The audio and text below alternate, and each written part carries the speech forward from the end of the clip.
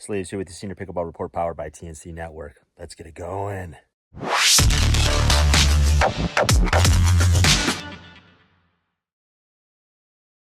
Today in our People of Pickleball episode, we sit down with champions Natalie Hill and John Reedy from the 2025 National Pickleball League champion Coachella Valley Scorpions. And they share their victorious moment on the court where they clinched the title and their playoff run this season. But before we get to that, if you like this content, consider subscribing to this channel. Check out all the links in the description below for discounts. Check out our newsletter. Check out our merch page as well. All right, let's get to that conversation with John and Natalie. All right, ladies and gentlemen, from the National Pickleball League 2025 champions, the Coachella Valley Scorpions, we have John Reedy and Natalie Hill. Welcome to the Senior Pickleball Report, both of you. Thank you. Good morning. Thank you for having us. Absolutely. I mean, what a season. You couldn't script it any better, and we'll get into that because some amazing moments, some obviously things to overcome with injuries and stuff like that, and then in the end, obviously celebrating the victory. But before we get into that, you know, the audience needs to know a little bit about how you got into pickleball. So we'll start with you, Natalie. Just tell us, because this game obviously has gone to a place where most people couldn't even imagine. How did this silly wiffle ball game find you? Well, I come from a tennis background, and I have a group of friends that got into pickleball, and they tried to get me into it a long time ago, and I was kind of hesitant. But my Wednesday tennis became pickleball tennis. So I had a friend, her name's Chris Anderson. So she's a very good friend of mine, and she's one of the top senior pros, and she introduced me to the game. So I was very fortunate to have her as an intro, because you couldn't have anybody better at that level. And she introduced me to all these great players. And so I started my first tournament, I believe it was 2018. And there was a lot of talent in this Orange County area, a lot of great talent. So like I got to play with like Hayden, and I got to play with Jesse Irvine, Harris Todd, Dan Verditi, just amazing group of people. And so that was really exciting for me to be at that top level like so quickly because of Chris Anderson. Yeah, you walked right into it. And I think Southern California gets overlooked as a hotbed, quite frankly, because everybody talks about Florida, Utah, you know, Phoenix, Arizona, and those places, in Austin. But I think he's just proven, obviously, that SoCal is a place where there is a lot of depth, not only at the open pro level, but at the senior pro level. John, how about yourself? How did this game find you? Yeah, so it was early COVID, and we're bored out of our minds. And actually, one of my buddies, Dan Sachs, got together with a guy named Ernie Orr and Jared Marks, and the four of us went out, and he introduced us to the game. We got out there and played, and next thing you know, we're playing 20 hours a week. And so we went out and we started off at Bobby Riggs here in Encinitas, which is obviously a hotbed for pickleball. Bit of a issue going on right now with some of our problems of noise and having to cut down the number of courts and all that, but that's another story. So anyway, but it was heaven for during COVID. It's what got me through COVID. And so we would just be out there all the time, and they had open plays, and the Dawsons were out there, and that's pretty much where I got my start. And then from there, you know, people started building private courts, so we got private court games going, and I started to get to meet some of the higher level players like John Hostetler and Joe Perezo and some of the other guys who have been in the league, and then Kara Williams. And Kara Williams is the one who actually got me into the league, because I was in a private game one day, and she calls up and said they're having a little mini combine out in the desert, and next thing I know, I'm out there and meeting Kim Jade, and the rest is history. Yeah, I mean, I think the big part of what both of you just sort of highlighted is your team is built really from homegrown players. And I think ultimately, if you look at the two teams that made the final, you and the Tsunami, those teams they're loaded with people that are local to the franchise. And I think that is something that just can't be replaced, from not only camaraderie, but practice time and so on. So let's talk about, you know, the road to the championship, because this league, as you both well know, regular season's great, but all these rosters are loaded, and all these people know how to win. That's why they're on these teams, and they've won all over the place. So you can't count any team out. I don't care if they're the 12th seed or they're the 1 seed. If you're playing for the, where it counts. They're coming for you. So let's talk about kind of the start of this, Natalie. And how did you feel sort of going in? I mean, you're the 2 seed. Not all the pressure. You're not hosting, which I also think is a big deal. That's just a whole other load of commitments and things you have to figure out. But talk to me about kind of the journey of the weekend and preparing yourself to play for a championship. Well, John and I were fortunate. We came from NPL. This is our second season, both of us. Right. So kind of know what to expect. I think when you don't know what to expect, I think you're more nervous, but I knew that leading up to it, we were having some great wins every time. When we were in Indy, we played really, really well. And then we were so fortunate, like you said, a lot of us live in the neighborhood, so we drove down to San Diego. Some people, the commitment was huge. Some people flew, some people drove 3 hours so we could all practice together. And I think Kim knew what kind of lineup she was going to go for. And, we did have some injuries on our team, but we were all in great shape leading up to it. I mean, obviously there were some people having some injuries that they were, seeing some chiropractors and getting help done. But we were strong mentally, and we knew each other so well at that point. We would travel together, we practiced together. So I think that goes a long way. And then also all the teammates that we have are super, super positive. And that goes a long way as having, cheering on your teammates and really being like family. Yeah. John, go ahead. Yeah, no, I was just going to say, I think one of the strengths of our team and our leadership on our team is that Kim and the leadership they made a point of making sure that we all played together throughout the season. So, I played with every single woman on the team. I played with everybody on the team except for the top 2 guys.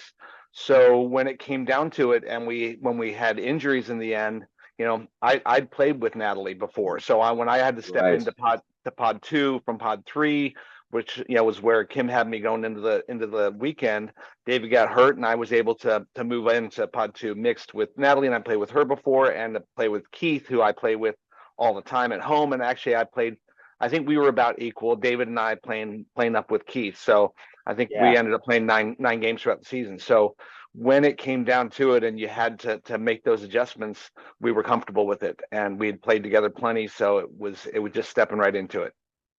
I think that's the special sauce. I mean, it sounds so simple. It sounds reasonable. It sounds logical and rational. But I wonder how many teams really went out and did that, because you're right.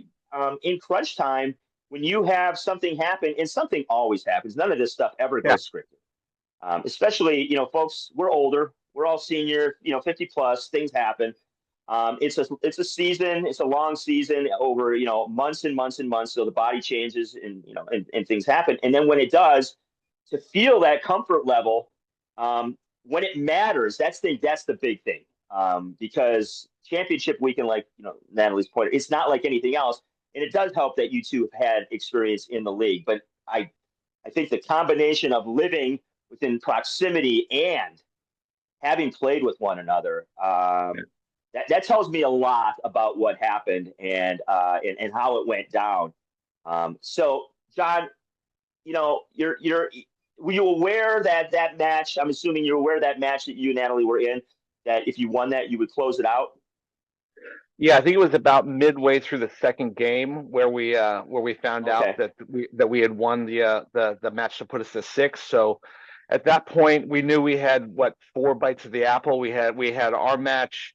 Actually, I guess we had 4 more bites of the apple. We had because we had the other mixed matches, and then if we had lost those, we would get to a team breaker, which God forbid we didn't want to get to that point. But so at that point we were down something like 8-1 in the second in our second game. That loosened us up a bit, and we got back to close on that one. We didn't manage to win the second game, but the third game, I think we played a little bit looser up till the end, where when we got close to the very end, I think we tightened up a little bit at about 8-6. We just couldn't get off of 8, and eventually with a timeout, we were able to sort things out. And I will tell you at that timeout that having a guy like Marcin to come in and talk to us and to see what we aren't necessarily seeing. So I had been returning all day to Natasha, and it was working pretty well. She was, initially she was hitting some in the net, and then she was having to lift them up. I hit a heavy slice return, and so she's having to lift them a bit, and we're able to take advantage of that. But eventually she figured it out, which most good players at this level, they all figure it out eventually. So you enjoy it while you can, and then know that it's gonna go away. But I wasn't necessarily seeing that, and Marcin came in. He's like, hey, they're seeing that she's handling your serve now, and Mills is coming in and he's creating some chaos. She's like, well, why don't you start returning to Mills and let's see what happens there.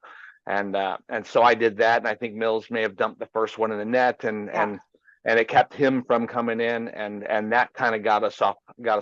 So so that was huge. And then I will say that the other thing was at match point, when we finally got the ball back in our hands at 10-6, and I look over, and David Katz is over on the sidelines, and David, who had been injured and whose spot I was essentially in, he's looking at me, he's like, put it on the sideline.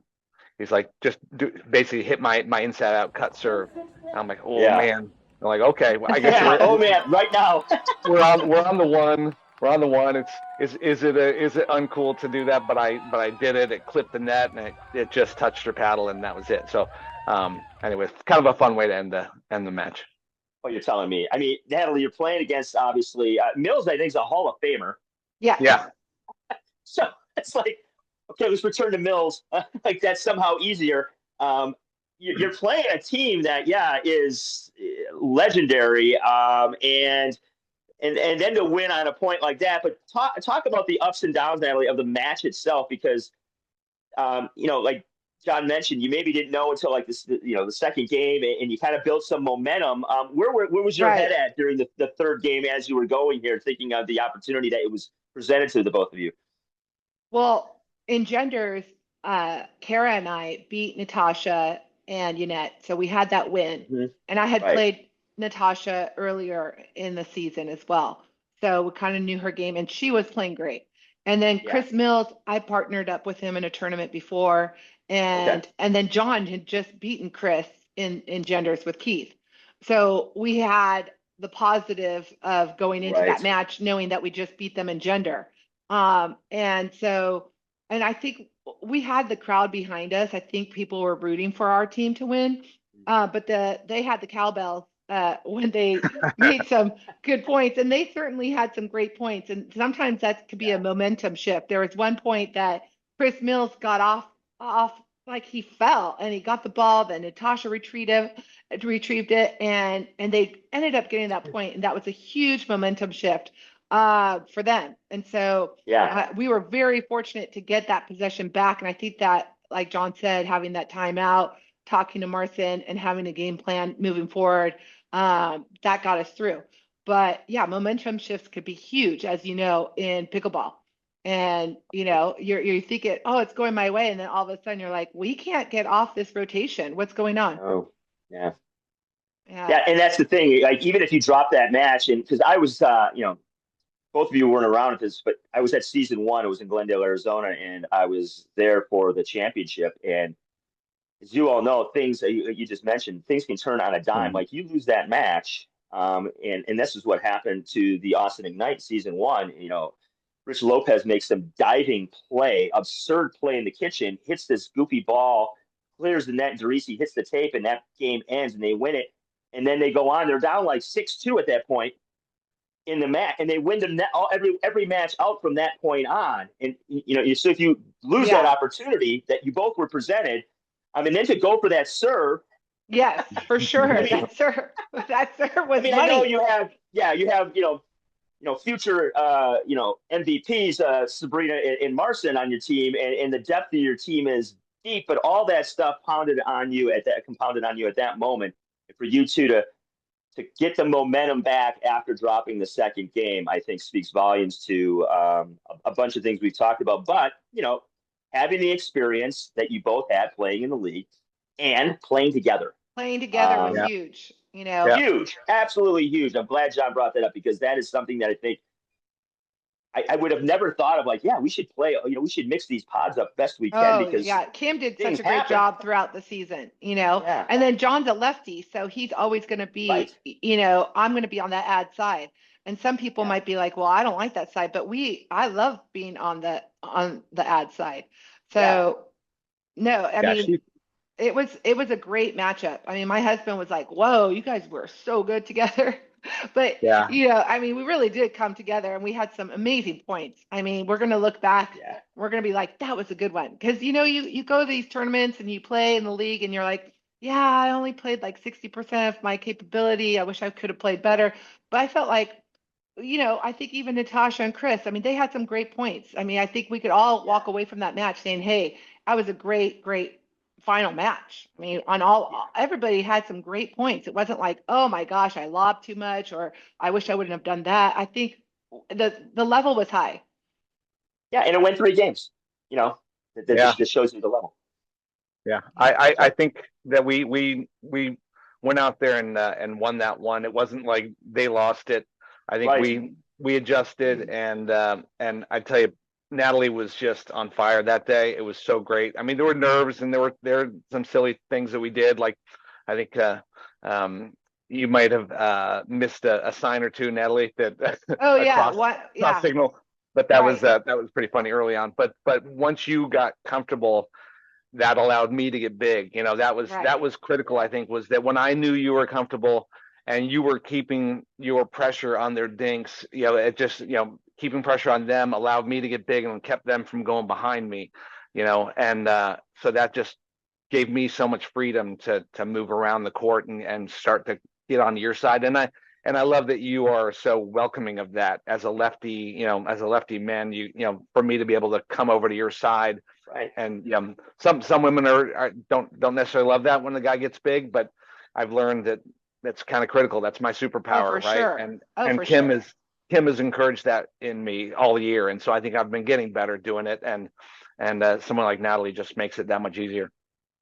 Yeah, and I think again, back to, I don't want to beat a dead horse here, but playing together and playing with other people, that's not an awkward thing because this is what I do. This is what you do. We know each other's playing style. So this isn't anything new in a critical moment of championship weekend in a critical match that could close out the final. Right. And all season long, like we got together several times and, one of my other teammates, David, lives in Newport. And so we were practicing on a regular basis together, and that helped. And we were practicing against, Chris Anderson and Kevin Booth were, awesome players. So, playing that top level and then, then we would go down to Rally House with John and Kim would put in all these different matchups, for us to play. So that was key. Can I just say one other thing? So I got to point out Drew Slackham. Drew came into the weekend not thinking he was going to play, or thinking he wasn't going to play. He was going to sit, and I got to give him so much credit for being so ready to jump in when the S hit the fan and David went down. Drew was warm and ready to go, and he was even dealing with some of his own issues injury wise, but it didn't slow him down. We had Dr. C there, Cynthia, to help him out and get him ready. But Drew stepped in, and that was again a testament to Kim that she had these partnerships where he stepped in to play with Scotty Burr, and they were just like nothing happened, Wendy, right? And Wendy and Wendy. So that win in the mix was our number 5 win. Yeah. And Drew and I had beaten that team back in I think it was in Indy. So I think they were already scared of his pace and his power. And so no, I think we beat them in it was Denver. But Drew has so much pace and power, and him and Wendy were just like, I watched some of their first set warming up with Marcin, And they were, Yeah. I'm like, okay, I think that's going to be a win. So then when I was warming up and I could hear the crowd cheering, like, yeah, we got that one. And then Kim and Scott were on the next court. And so I could hear, oh, we got that. Okay. So then it was exciting. Like, this is it, John. Yeah. Final paddle. Let's go. Yeah. But, like you mentioned, Kim built a comfort level that Drew could step in and the team would feel comfortable and he would feel comfortable and he could just play his game and come in and be loose and not have to overthink anything. 100%. 100%. That's what's really it was showing me in this interview why this team is the champs. And I think you will start to see a trend, and not only some of the things we talk about, but really drafting, close to where the actual franchise is. I think is a thing that's not only good for the team, but it's good for the league because eventually you'd like to have it where yeah, these are home matches and teams travel to the home match, and it's kind of a home and away thing as the league grows and the popularity of the sport continues to soar. And it's just easier to invest in a team when, maybe you can see some of these players around, in the general area, or if you go play someplace and there's, John from the Scorpions and there's Natalie from the championship team. And I just think it builds community as far as supporting the franchise itself. So I hope that continues with drafts in the future that, Columbus is a bunch of people from Ohio, and obviously Denver is a bunch of people. I think you're starting to see that compared to like season one. But definitely. Right. Because last year, my team, I was on Denver's team. And I was like, I'm not going to fly to Denver to go practice. I'm like, and then you have to deal with altitude. And we were never going to play in Denver. So, when like there's Natalie Bagby, she's playing for Columbus. That's so far for her. I think in the future, like you said, they're building the league.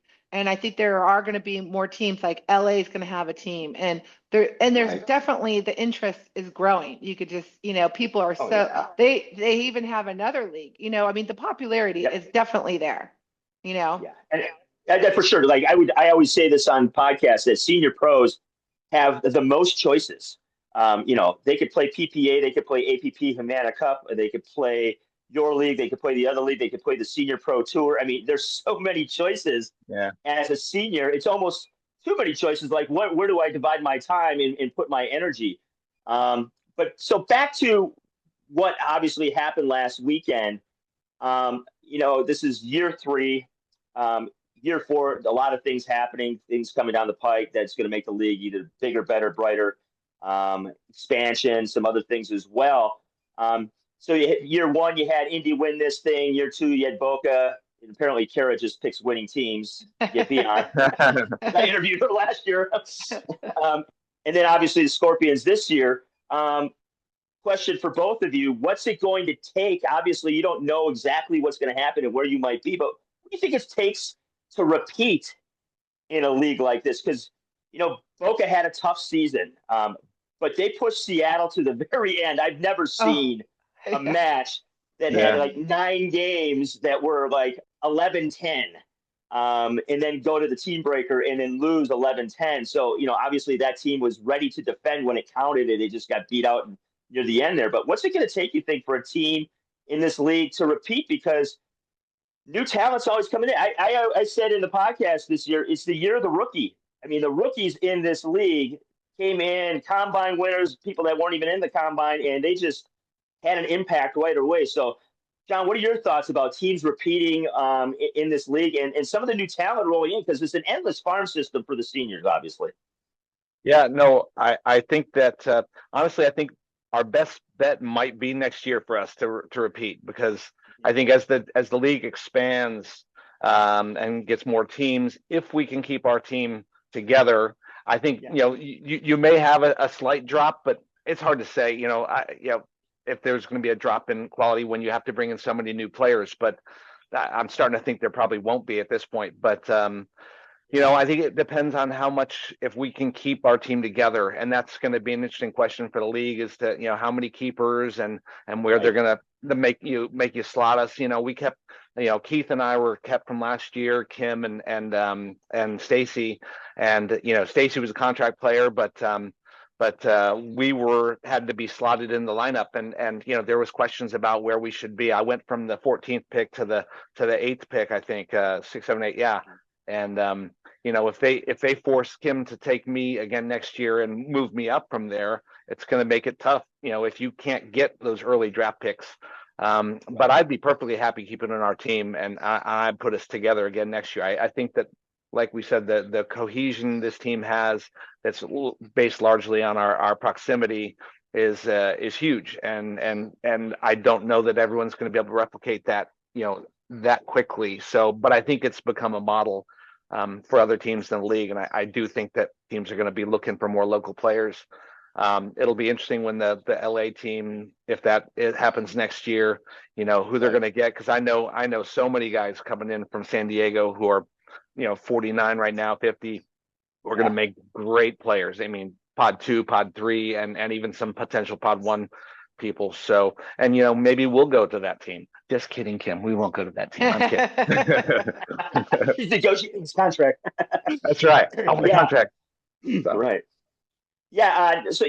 Same thoughts for you, Natalie. Like, what do you think? I mean, maybe the new rule is if you win the championship, you get another season to keep your team together. Then if you win it again, they got to break them up a little. That'd be kind of a cool rule. Yeah, right. Give you a chance to repeat, right? I think as owners, like Kim was kind of saying, that it's really up to her, and they're the owners, so it's their investment. So it should be their pick on who they want, and so it will be interesting, because I know a lot of people here in Orange County that they're always like, oh, I want to be on that league, or there is a lot of interest, and they're building it. I think there's going to be 40 plus now, and there's going to be a 60 plus, so more people on a team. So I don't know how they're going to manage that, but I have to say, compared to last year, I love the locations better this time, because last time we kept on going to Ohio, and some of the places weren't that. I didn't think they were that great. This year I felt the courts were so much better, like, and the locations, getting in and out. So, and I think they're just there's so many places that are building indoor facilities, all over. Right. So, I mean, we've never even been to Arizona or Utah, so, so there's places that they could go, so we don't have to go to Ohio. Because it makes a big difference. Sure. That far. For sure. Yeah. I mean, I remember last year, it was cool to be at PickleCon, but the courts were a nightmare on some level, because, they're worst place ever. That was at the convention center. Right. Yeah. So I was there watching it, and I was like, I feel for you folks, not only because the ball wasn't true on the court, but that court beats up your body. It's basically just a piece of my shoes. I had to throw them away. Yeah, I had to throw away my shoes, and people got hurt, and it was not, but they had, it's trial and error sometimes. For sure, and that's the thing. I think as the infrastructure catches up to the popularity of the game, and the investment does as well, I think the facilities and you just made a testament to that, are going to keep improving every year. Some of these franchises and some of these facilities are just gorgeous, and I think each year, I can't imagine it won't get any better, because there's just more choices out there for y'all to go to. And it's a cool thing to host. You bring all these people in, and you have all this fanfare, and the enthusiasm in the league is off the charts. I always show people sort of the socials of the league, because I'm like, these people, they play at an unbelievably high level, and you should go see it in person, because YouTube does not translate well to what you're seeing. No. But if you're standing courtside, it's amazing. And they have a blast. They have these parties. They hang out for the weekend. Everybody's chill. It's a really cool group of people. And it's a big celebration of friendship and community, and a really fun game.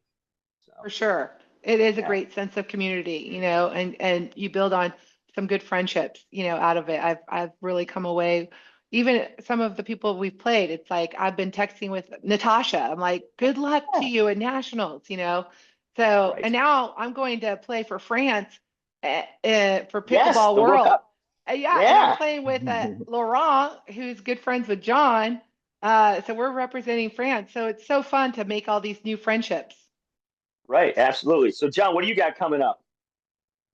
Well, I'm a photographer, and I actually have to make a living still. So And I had one of the things that's been so cool about this is that Kim has allowed me to be the photographer for our team. So when I'm not on the court playing, I've been out there shooting, and love shooting these people. I get some great stuff, especially shooting people like Sabrina, who's just freaking amazing on the court, and every shot looks like she's like a gazelle out there. So it's been really fun. But now I'm getting ready to get back to work, and one of the things I do is I work with a veterans foundation that brings veterans back to the battlefields. So it's called the Greatest Generations Foundation, and we are about to go hard into Vietnam. We've been doing World War II for the past 17 years, or I have for 17 years, and those guys are basically all gone. So I'm about to start going to Vietnam, and hopefully spending a lot of time there. And so my time in the pickleball court might be a little cut short for the next few months, but hopefully I'll be ready for next season. And so that's my plan. Well, Vietnam's exploding with pickleball. I mean, holy cow, that place is gaga for pickleball. So if you get a chance, obviously, there's probably a lot of games there waiting for you. Bring my paddle for sure. I'm bringing my paddle. Yeah. Well, hey, I appreciate both of you taking the time to do this, and I think it's so cool that you two got to experience winning it all together on the court and sealing it for the Scorpions. And looking forward, no matter where you are next season, I should be at an event or two, and I'll come and find you, because this is cool. But it's nice to meet somebody in person as well, and maybe hit the wiffle ball around a little. Thank you so much for having us on. Absolutely. Yeah. All right, folks, those are your champs right there. Coachella Valley Scorpions. Woo-hoo, 2025 NPL champs. We're going to see what happens next year. We got Look the at NPL. That's right. Go Apes. All right, y'all. Find all the links in the description, their socials, the team's socials, and become a fan of NPL. There's a lot of teams there to choose from, and you can't go wrong by choosing the champs, right? Well, thanks again. You got it. Thank you, Mike. All right. Take care. All right, folks. Hope you enjoyed our conversation with Natalie and John from the Coachella Valley Scorpions, your 2025 National Pickleball League champs. All right, folks, you know what to do at the end of the day. Hey, let's pickle.